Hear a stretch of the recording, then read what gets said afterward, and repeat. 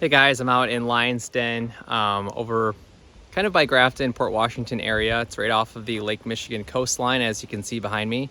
And I started a new painting today that's 22 inches by 22 inches. I'll flip my camera around here in a second and show you a better close-up of it. The view I'm painting is this side of the cliffside behind me.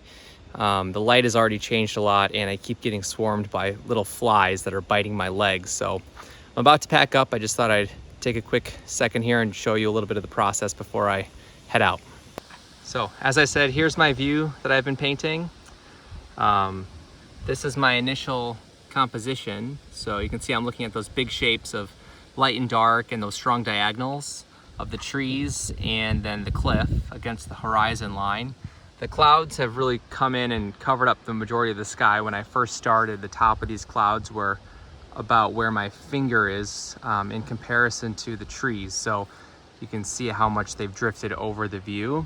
And the water has really shifted in its hue and chroma as I've been painting. When I first got here, it was this really rich, dark, kind of turquoisey blue. And so the plan is to come back again tomorrow.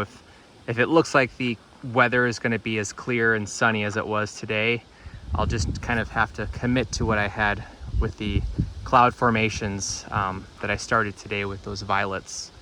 But here's a quick kind of close-up. You can see it's really loose, very geometric in the shapes and the edges. I'm going to try to maintain that freshness of mark as I continue to build up the painting. This is 22 inches square, oil on a canvas wrapped birch plywood panel that I made, or actually that's a sandy plywood panel. And this is a painting that I'm making for the Bath County Plein Air Festival. So there's a water themed show at the start of the festival and we have to bring, I think, 2 paintings. So this is one of my 2. Thanks for watching and stay tuned to see how this turns out.